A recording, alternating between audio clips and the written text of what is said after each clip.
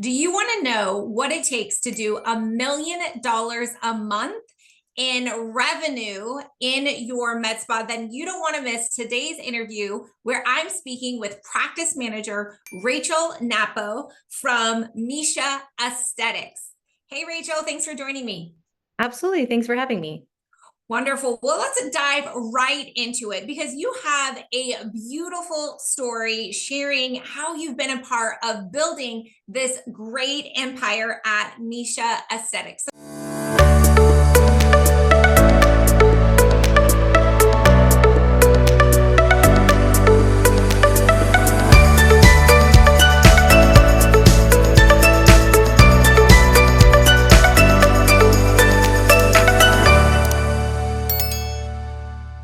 So dive right into it. Tell me kind of your origin story and journey from going from one location to now 5 locations in Pennsylvania and actually generating over $1 million a month in revenue. Well, it all started with two women with a dream.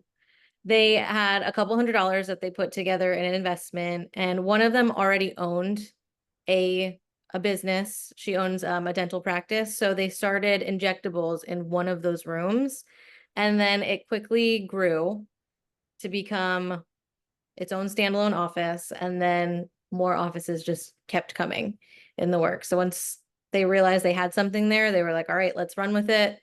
And now we have 5 locations and generate over $1 million a month in sales. So it's lovely, honestly. You haven't been, it sounds Yeah. like you guys have been doing this for a decade, right? How many years have you guys been in business? I think actually like around a decade. Around a decade. Okay. Yeah. But really the growth from one location to multi-location started when? Started around 2020, like right around the pandemic.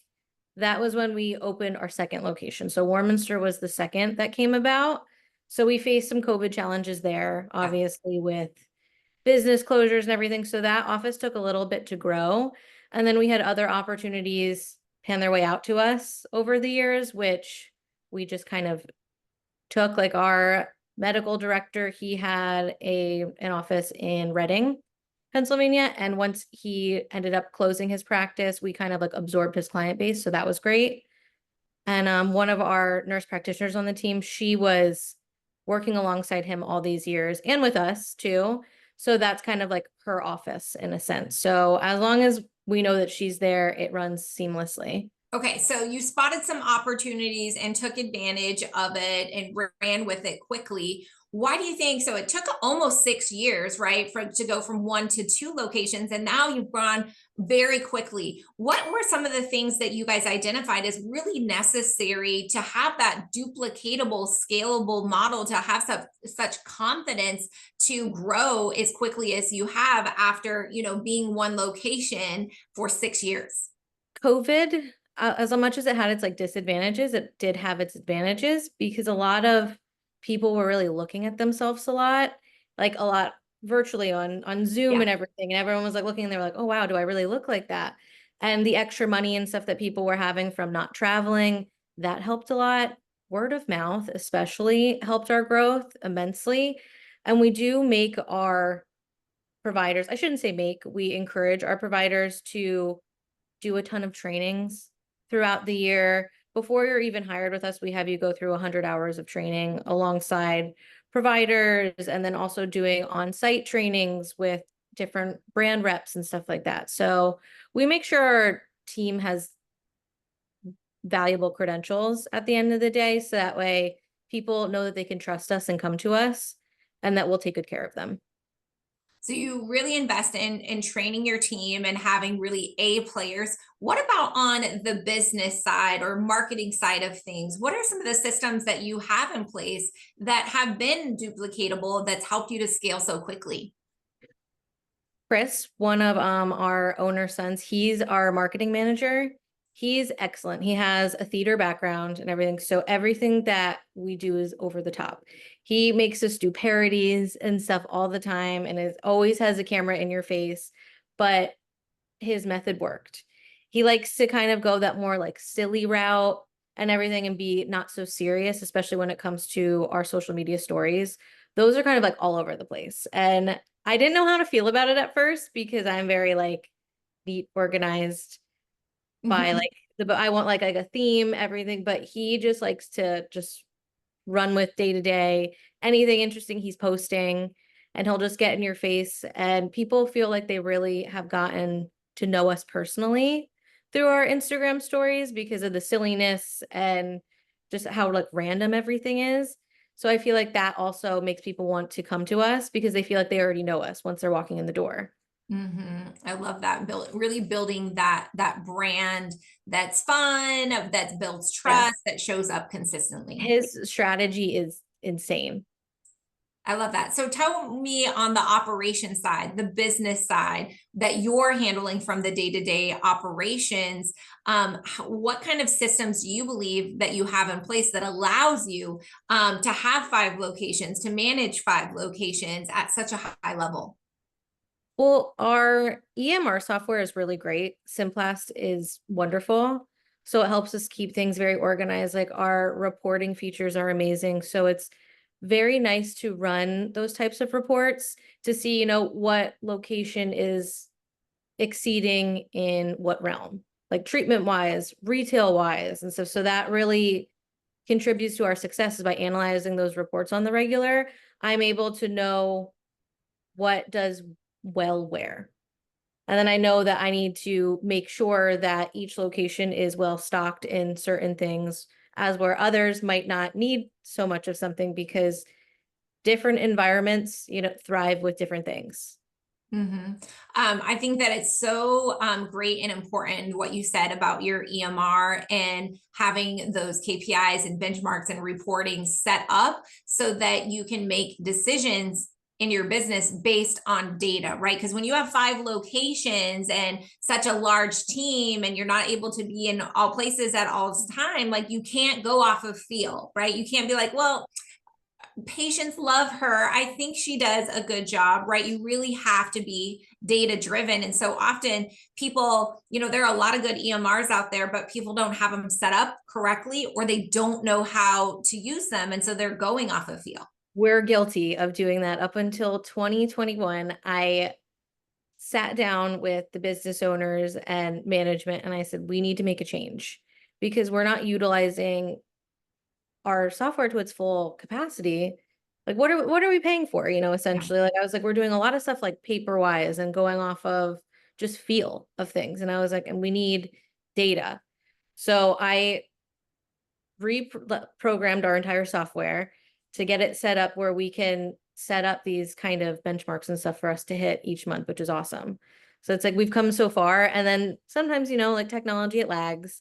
So if our system ever goes down briefly, people panic. And I'm like, oh, but you guys always wanted to do pen and paper for the longest time. So it's funny to see how things have changed over the years. Yeah.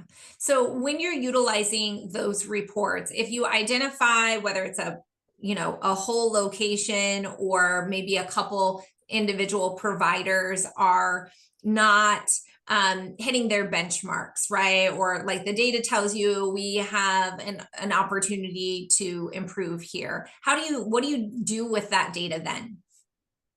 I presented to like our business owners and everything just because we don't want to be so sales driven. That's Mhm. one thing that we did promise like our providers from the jump that we're never going to make them be super salesy or anything because we don't want them to just get that kind of mindset and then start like over treating patients, overfilling patients and stuff like that. So we just kind of set like our own like internal personal goals. And so within like the management team. Like it's like we want to try and hit this amount of treatments per month, like hydrofacials, diamond glows, like aesthetic stuff like that. And not so much like filler or anything, just because we don't want to overfill anyone ever. Mhm. Mhm.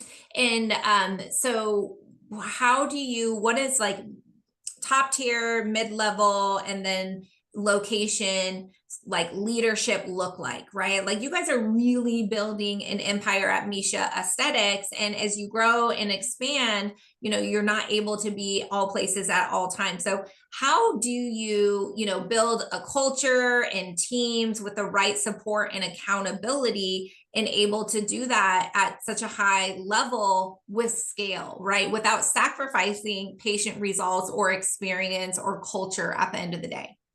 Luckily, we don't have much turnover in the business, so a lot of people are kind of able to like work their way up in a sense. So Chris and I, and even our one of our co-managers, Steph, we all started from like the bottom up. So it's like we all used to do like scheduling, phone calls, working the front desk, and we'll still even throw ourselves in the ringer if, like we're short staffed somewhere, like we still know that type of job and that type of role to take on, that if someone needs our help, we're there. Mhm. So luckily, everyone kind of like works their way up in a sense, and we've had people with us for years.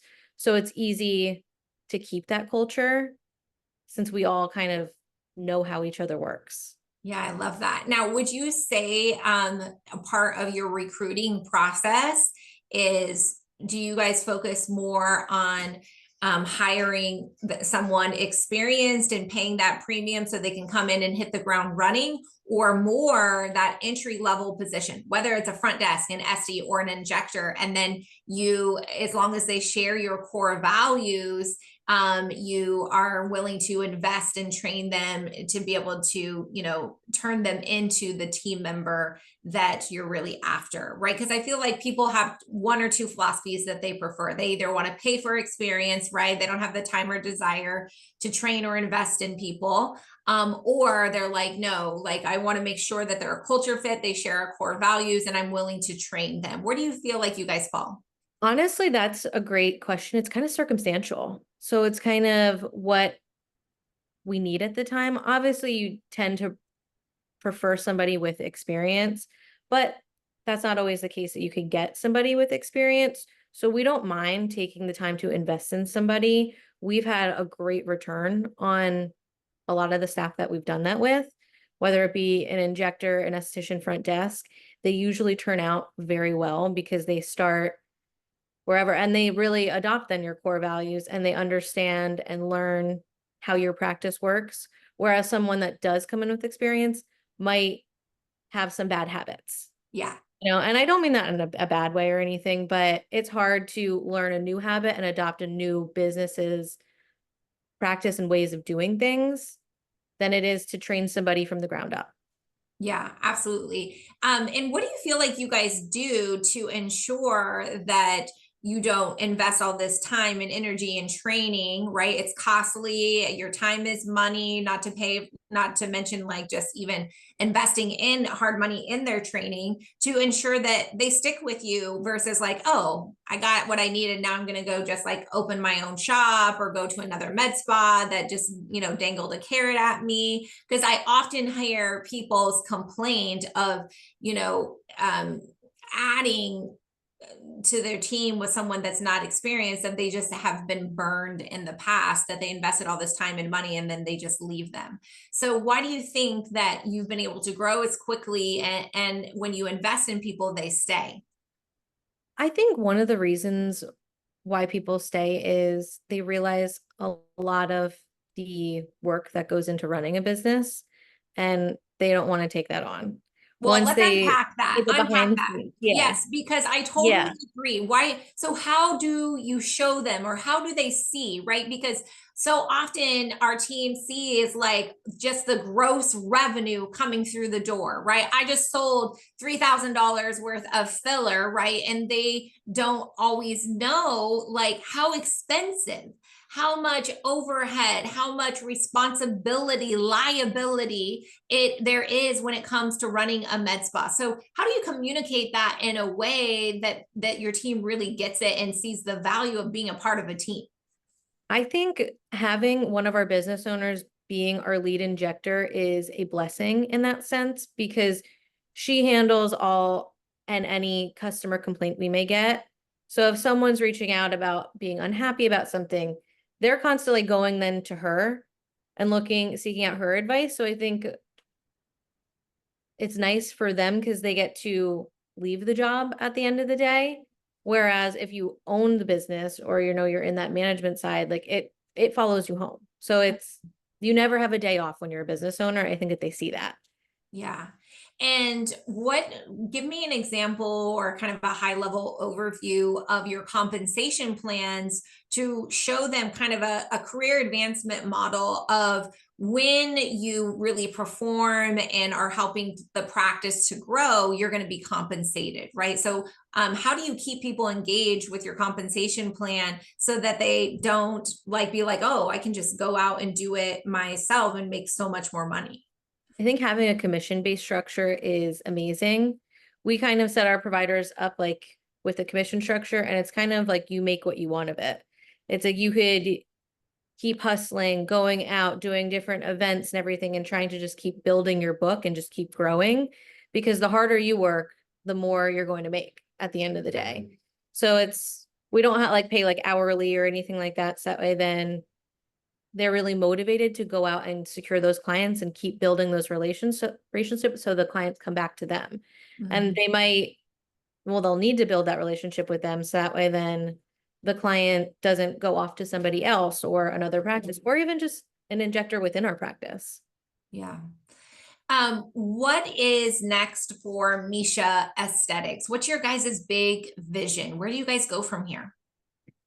We're just kind of breaking into the wellness sector. So that's kind of where we're gearing towards next.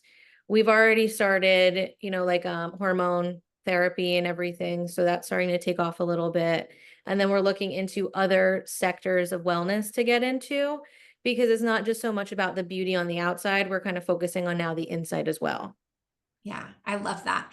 And do you guys have growth plans or aspirations to go beyond the 5 locations, or is it really just, keeping your antennas up and when opportunity presents, being open to receiving that? Or do you guys have a real clear expansion plan of what you're looking to do? No expansion plan. I think our business owners are at capacity with the current locations that we have. Yeah. Our one business owner, she would probably like fall over if we acquired any other locations or had a plan to open another one anytime soon. Just especially with the wellness center, it just opened up in January. So that's still fairly new and everything. So we're still kind of trying to get that ball running.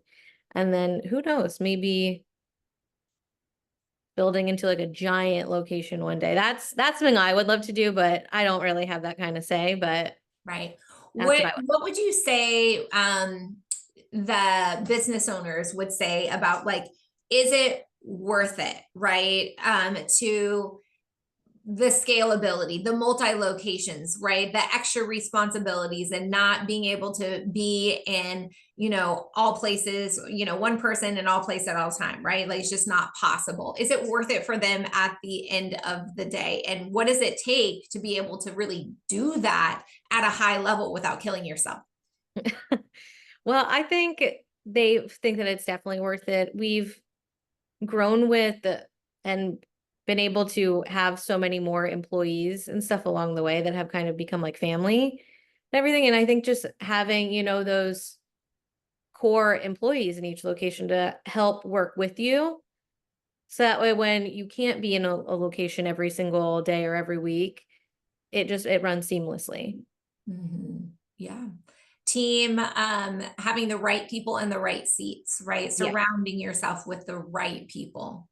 Yeah. Absolutely. Oh What yeah. about systems? Talk to me about systems, right? To be able to duplicate like the greatness that you created in Allentown, the original mothership location, right? What kind of systems have you guys built to make sure that you have that same experience and results across all your locations? We kind of call it that like Misha magic. That's what we want everyone to feel that way. And we're really great at reaching out to clients for feedback. So people will come to us if they don't have that feeling. Luckily, it's not often. But then, we'll sit down with whoever who may have been the victim of creating this. I don't know like how to say this. I'm like, yeah, like the provider and stuff that like would make this mistake of, like not being like fully on. We'll have like a talk with them and then they know moving forward to do better. We've never had to fire anybody because of this or anything. So everyone has like an off day, unfortunately, but you just don't want that to come across and have your client feel that. Yeah, yeah, absolutely. Awesome. All right. Well, Rachel, thank you so much for sharing your greatness and all the wonderful things happening at Misha Aesthetics. I really encourage you guys to go and check them out. Follow them on their social channels. Check out their website to follow their story and their great journey of going from one location to 5 locations and generating over $1 million a month. I didn't say year, I said $1 million a month in revenue in the great state of Pennsylvania. So I'm excited to see where your journey takes you, Rachel. And thank you so much for spending time with us today. Yeah, of course. Thank you for having me again.